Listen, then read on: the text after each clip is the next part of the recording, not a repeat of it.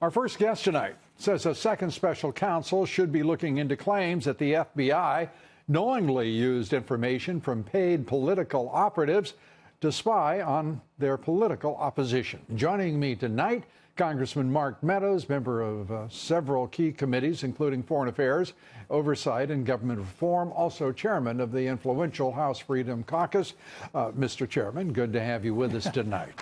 Lou, it's always good to be back with you and certainly be with your viewers. Well, and we're all appreciative. Let me turn first to the most recent development coming to us from Attorney General Jeff Sessions, who is hearing lots of calls for his resignation.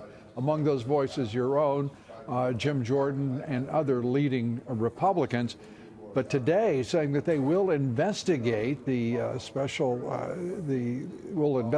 FISA secret courts and whether or not there has been the abuse that it appears there has been on the part of the Obama administration.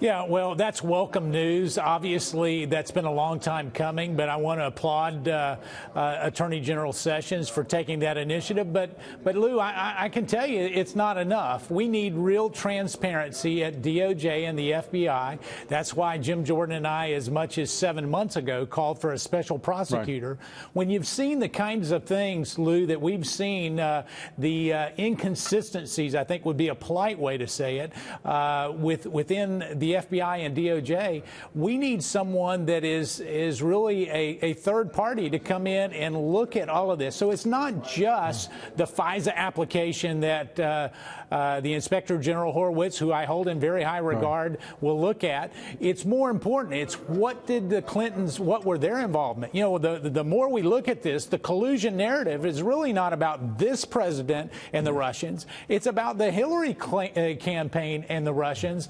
And I think that it deserves a special counsel to look at that. And I think that, I think any fair reading of the evidence before us, where there is none of a collusion with the Russians on the part of anyone from the Trump campaign, and there is every suggestion of collusion on the part of the Democrats to subvert this presidency, which seems to be the exact outcome that the disinformation war and psychological operations and warfare conducted by the Russians, it's obviously their goal, and the Democrats are succumbing to it almost daily.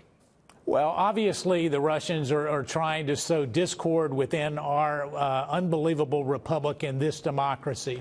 And yet what we do see is the more the facts come out, not only do we have checks and balances in place, but the Democrats are having a hard time explaining why would you have not told the FISA court that indeed a Democrat campaign during a presidential campaign paid for a dossier and then used it to spy on American citizens. You know, it's just not what our republic is all about. I can tell you that the other part of that, Lou, is this. Jim Jordan and I and members on both the Judiciary and Oversight committees are looking very serious. I think it's time that we look more into the Clinton campaign and what happened and what they knew, when they knew it. And that's why Chairman Nunes sent forth a number of questions that have to be answered. When those answers come back, I think the American people will start to once again see what the real truth is about this Russian narrative. And we know for a fact that John Brennan, the head of the CIA, is a certified liar and has been behaving as a political operative throughout his tenure as head of the CIA. We know that James Clapper, the DNI under the Obama administration, has performed in precisely the same way, has had a very inelegant experience with the truth. And as we go through, and James Comey, my God, they're the three leading heads, save the head of the NSA, of our intelligence apparatus. It is stunning that we are at this position after electing the president in November of 2016, whose job it is to disrupt all of this and get us straightened out. It is hard going if you can't get the head of the U.S. Senate in the Republican Party, the Senate Majority Leader Mitch McConnell and Speaker Paul Ryan to say enough with the Mueller witch hunt.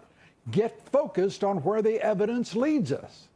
Well, you're exactly right. We need to bring all of these investigations to a close. We've spent more time on investigating this particular narrative over the first year of the Trump presidency than we have on anything else. And yet, what do we have to show for it?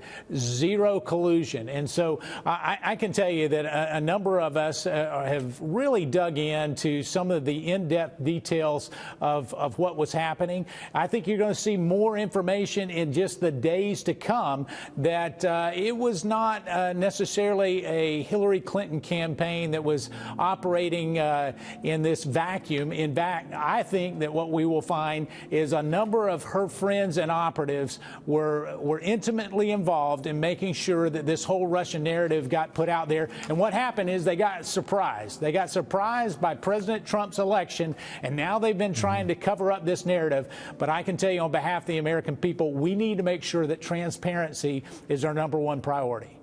And some integrity at the top of the most important agencies working for this president and serving the nation. Congressman, we thank you for being here. Always good to talk with you. Thanks so much. Same here, Lou. Thank you.